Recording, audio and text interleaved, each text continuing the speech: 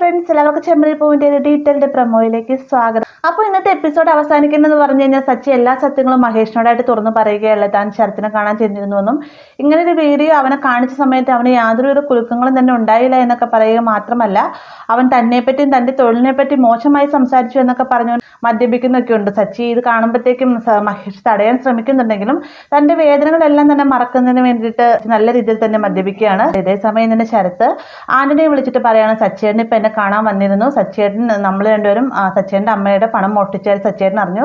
സച്ചേട്ടൻ്റെ കയ്യിൽ അതൊരു വീഡിയോ സഹിതം ഉണ്ടെന്നൊക്കെ പറയുമ്പോഴത്തേക്കും ആന്റണി ആകെ ഞെട്ടാണ്ട്. എന്നിട്ട് പറയുന്നുണ്ട്, നീ എന്തായാലും ഒന്നുകൊണ്ട് പേടിക്കുന്നുണ്ടോ, നിനക്ക് എന്ത് പറ്റിയാലും നിന്നെ സഹായിക്കാൻ ഈ ആന്റണി ചായൻ ഉണ്ടാവും എന്നൊക്കെ പറയുന്ന സമയത്ത് അതെനിക്കറിയാം ആന്റണി ചായ, അതുകൊണ്ട് തന്നെ ഞാൻ സച്ചേട്ടനോട് നല്ല തന്നെ പറഞ്ഞു കൊടുത്തിട്ടുണ്ട്.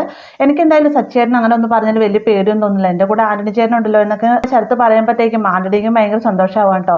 ഇതേ സമയം തന്നെ രേവതി ഡോക്ടറെ കാണാനായിട്ട് ചെല്ലുകയാണ്. ഡോക്ടറെ കാണുന്ന സമയത്ത് ഡോക്ടർ പറയുകയാണ്, എന്തായാലും നല്ല രീതിയിൽ തന്നെ ശരത്തിൻ്റെ കൈക്ക് അപകടം സംഭവിച്ചിട്ടുണ്ട്, നല്ല റെസ്റ്റ് വേണം, മാത്രമല്ല ചെറിയൊരു സർജറി വേണമെന്നൊക്കെ പറയുമ്പോഴത്തേക്കും രേവതി ആകെ ഷോക്കാവാണ്. സമയം തന്നെ ഡോക്ടർ രേവതിയായിട്ട് പറയുക, എന്തായാലും ശരത്ത് വണ്ടിയിൽ നിന്ന് വീണതല്ല, ഒന്നുകിൽ ശരത്ത് ആരുമായിട്ട് അടിപിടി കൂടിയിട്ടുണ്ട്, അതുമല്ലെന്നാണ് ശരത്തിൻ്റെ കൈ ആരോ ബലമായിട്ട് പുറകിലേക്ക് പിടിച്ച് വലിച്ചിട്ടുണ്ട്.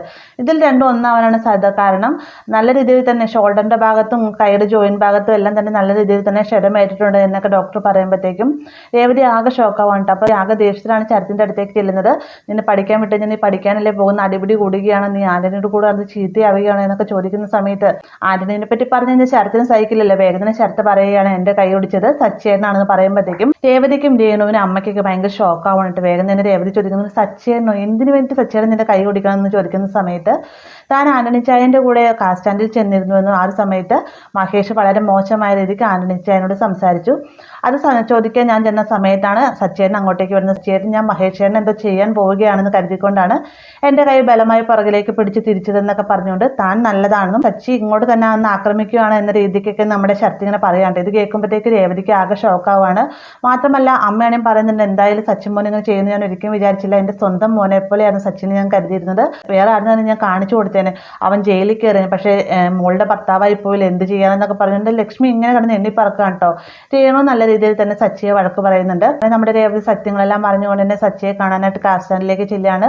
ഈ ഒരു സമയത്ത് ആകെ സങ്കടത്തിലിരിക്കുമായിരിക്കും സച്ചി. രേവതി വരുന്ന കാണുമ്പോൾ തന്നെ സച്ചി ചോദിക്കുന്നുണ്ട്, എന്താ എവിടെയെന്ന് ചോദിക്കുന്ന സമയത്ത് നിങ്ങളാണല്ലേ എൻ്റെ അനിയൻ്റെ കൈ ഒടിച്ചതെന്ന് രേവതി ചോദിക്കുകയാണ്.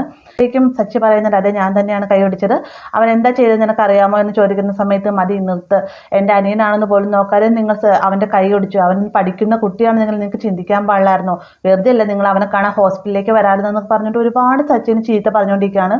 ഈ ഒരു സമയത്ത് മഹേഷ് വന്നിട്ട് സത്യങ്ങളെല്ലാം പറയാൻ ശ്രമിക്കുന്നുണ്ടെങ്കിൽ രേവതി വേഗം പറയണം, നിങ്ങൾ ഞാൻ എൻ്റെ സ്വന്തം ചേട്ടനെ പോലെ അല്ലേ കരുതി, അപ്പം നിങ്ങളും ഇതിന് കൂട്ടു നിൽക്കരുതായിരുന്നു എന്നൊക്കെ മഹേഷിനോട് പറയുമ്പോഴത്തേക്കും നീ എന്തറിഞ്ഞിട്ട് അവനോട് സംസാരിക്കുന്നത്, ഇവിടെ പ്രശ്നം നമ്മൾ തമ്മിലല്ലേ, അപ്പം നീ എന്നോട് പറഞ്ഞാൽ മതി, അവനെ ഇതിൻ്റെ ഇടയ്ക്കായിട്ട് വലിച്ചഴക്കേണ്ട, മഹേഷൻ നീ വാ തുറക്കണം, നീ അപ്പുറത്തേക്ക് പോ, ഇത് ഞങ്ങൾ ഭാര്യയും ഭർത്താവും തമ്മിലുള്ള കാര്യമാണെന്ന് പറഞ്ഞുകൊണ്ട് നൈസായിട്ട് തന്നെ മഹേഷിനെ അവിടെ നിന്ന് ഒഴിവാക്കി വിടുകയാണ്. കാരണം മഹേഷ് അവിടെ നിന്ന് കഴിഞ്ഞാൽ തീർച്ചയായിട്ടും സത്യങ്ങളെല്ലാം തന്നെ രേവതിയോട് പറയുമെന്ന് സച്ചിക്ക് അറിയാവുന്നതുകൊണ്ട് തന്നെ മഹേഷിനോട് അവിടെ നിന്ന് പോകാനായിട്ട് സച്ചി പറയുകയാണ്.